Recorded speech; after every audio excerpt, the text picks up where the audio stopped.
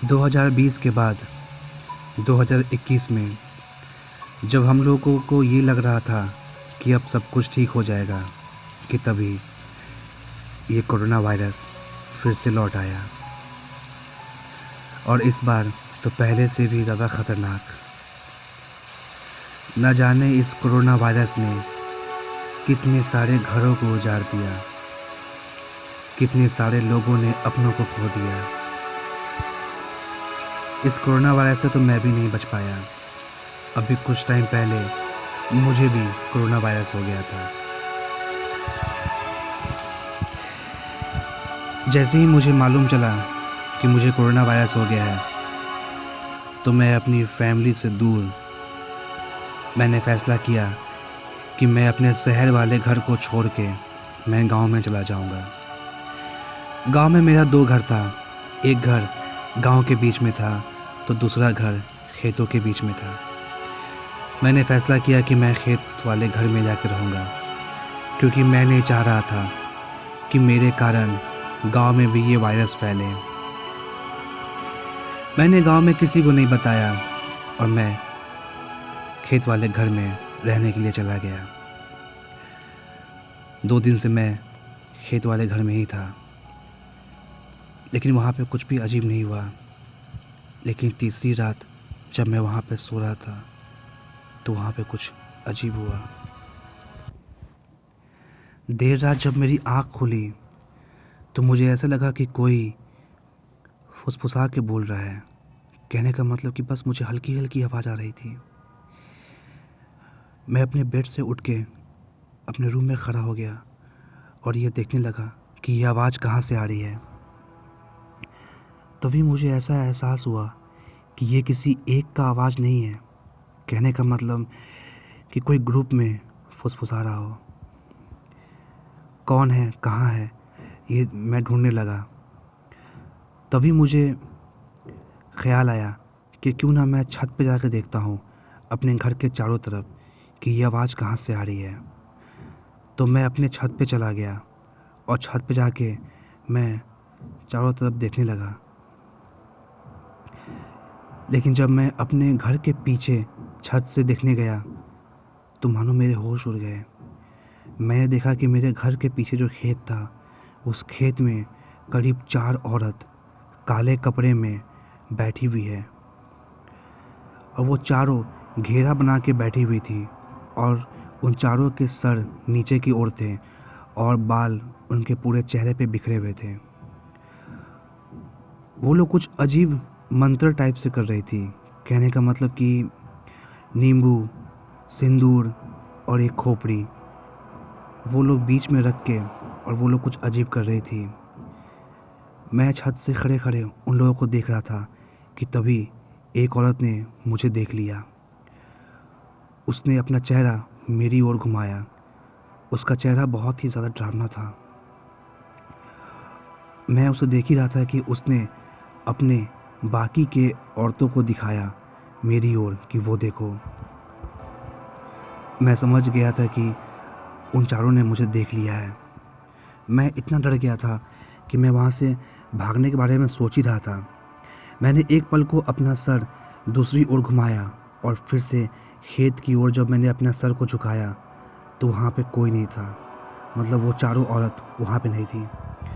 मैं ये सोच रहा था कि वो चारों कहाँ चली गई कि तभी मैंने अपने छत से खड़े खड़े मैंने नीचे की ओर देखा तो मैं देखा कि वो चारों औरत दीवार से होते हुए मेरे छत पे चल रही है। कहने का मतलब वो चारों किसी छिपकली की तरह मेरे दीवार पे रेंग रही थी। यह देख के मैं बहुत ज़्यादा डर गया और मैं जल्दी से छत से नीचे भागने लगा और भागते हुए मैं नीचे रूम में आ गया कि तभी मुझे ख़्याल आया कि मैं तो छत का गेट बंद ही नहीं किया। और तभी मुझे ऐसा एहसास हुआ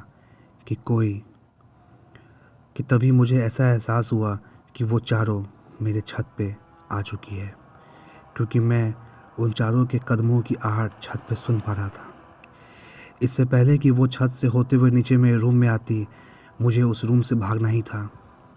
मैं जल्दी से उस रूम से भागने लगा। जब मैं भागते हुए बाहर निकला था तभी मैंने देखा कि वो चारों औरत सीढ़ियों से नीचे आ रही थी। मैं जल्दी से अपनी बाइक स्टार्ट करने की कोशिश की, लेकिन मेरी बाइक पता नहीं क्यों स्टार्ट ही नहीं हो रही थी।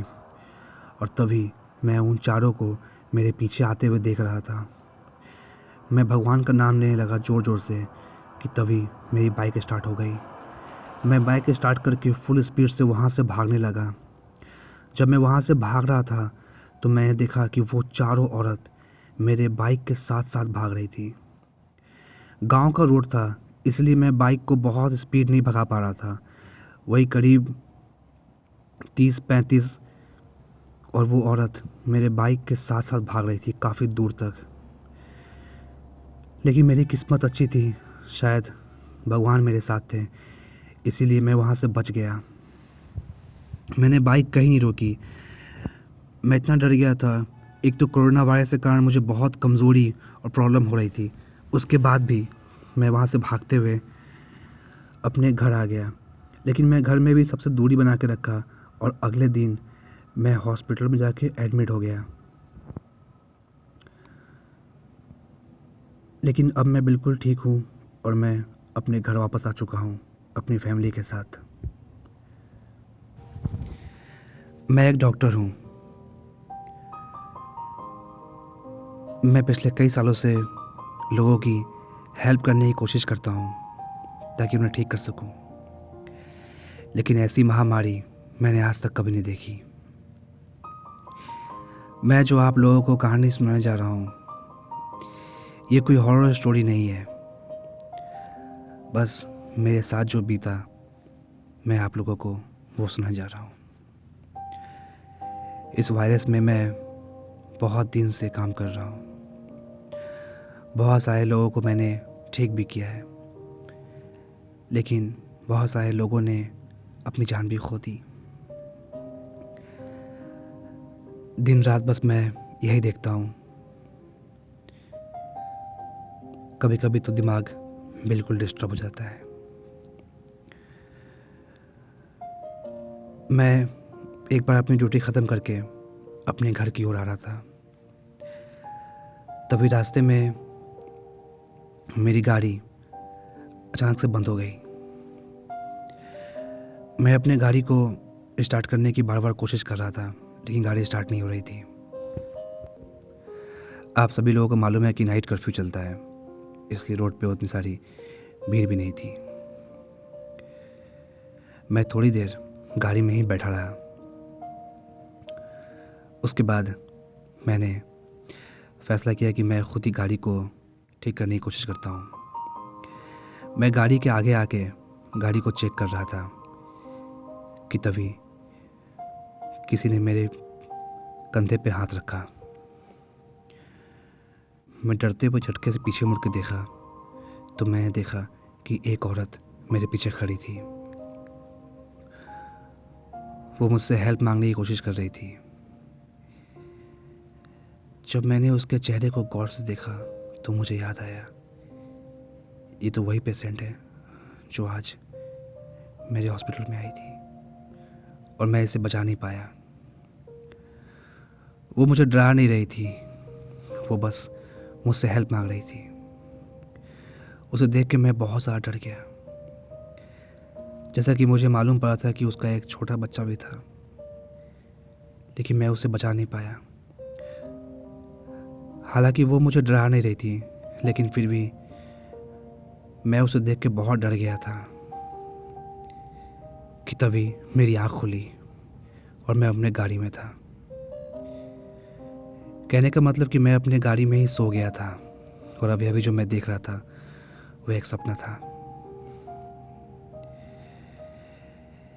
ये कोई हॉरर स्टोरी नहीं है, ये बस मेरे साथ हुआ था, तो मैं सोचा कि मैं आप लोगों को बता दूं। कहने का मतलब ये कि अपने आसपास जितना हो सके आप हेल्प कीजिए।